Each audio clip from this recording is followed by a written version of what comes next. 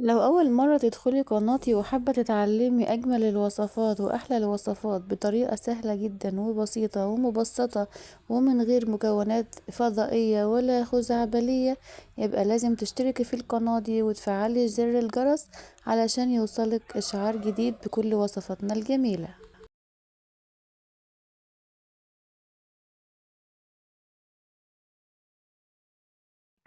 السلام عليكم ورحمة الله وبركاته، ازيكم عاملين ايه؟ يا رب تكونوا بخير وبأحسن حال.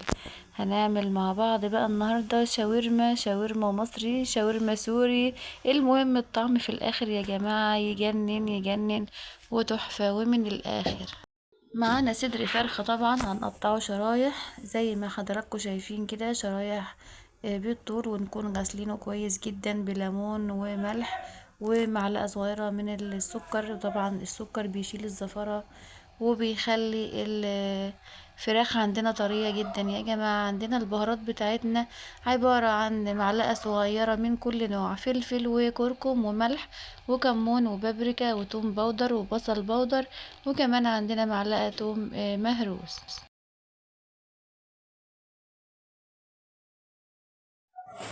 معانا كمان عصرة من الليمونة، زي ما انت شايفة بتديلها مزازة وطعم جميل جدا. ولو مش عندك او مش متاح عادي، مفيش اي مشكلة خالص.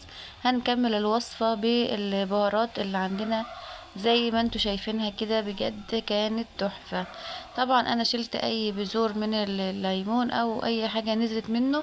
بعد كده عندنا عبارة عن كرنيب يا جماعة، او يعني اللي عنده كرنيب يملاه كرنيب لبن. ما عندكيش حطي 3 معالق من اللبن على صدر الفرخة. وطبعا هنقلبها في بعض كويس جدا جدا جدا، وطبعا هندخلها التلاجة ترتاح مش اقل من ربع ساعة.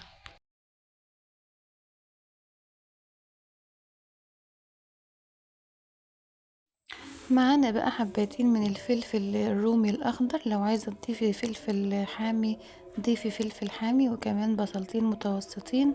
بنقطع كل الكلام ده كده شرايح رفيعة، زي تقطيعة الشاورما بالظبط أو شبهها يعني. وكمان عندنا حباتين من الطماطم، ما يكونوش كبار قوي، وبنشيل منهم القلب بتاعهم وبنقطعهم برضو شرايح بنفس الطريقة اللي احنا شايفينها دلوقتي يعني كده. بجد الكلام ده، بصي ممكن تشوحي الشاورما بدون اي خضروات وبتاكليها كده عادي جدا، لكن الفلفل والطماطم والبصل بيزود، اولا بيزود الكمية يعني اللي انت عاملاها، ثانيا برضو بيدي طعم حلو جدا.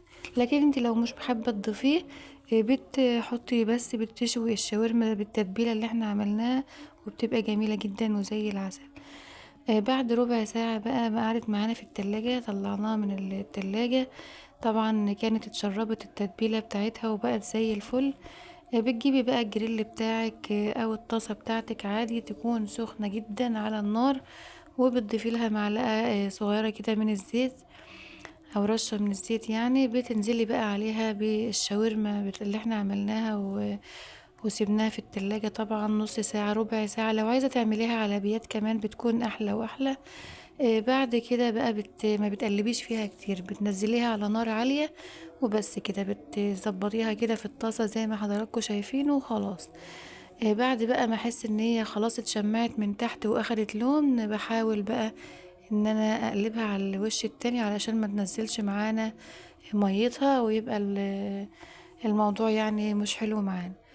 بس خلاص الموضوع بسيط وسهل جدا جدا. بعد كده اهو لما اخدت معايا لون بحاول اقلبها على الوش التاني. الشاورما طبعا من الحاجات الجميلة جدا السريعة اللي كل الأطفال والكبار بيحبوها جدا، وما بتاخدش معانا أي وقت خالص يعني، ولا سوى كتير ولا أي حاجة خالص.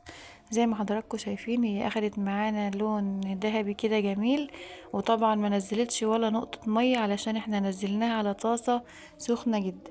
بعد كده هننزل بالخضار بتاعنا عليها زي ما حضراتكم شايفين كده، مفيش أسهل من كده. كل ده طبعا والنار عالية عليها، يعني مش عالية قوي بس عالية. تمام، بعد كده هنقلب بقى عادي براحتنا جدا، هي خلاص ما عادش فيها اي مية.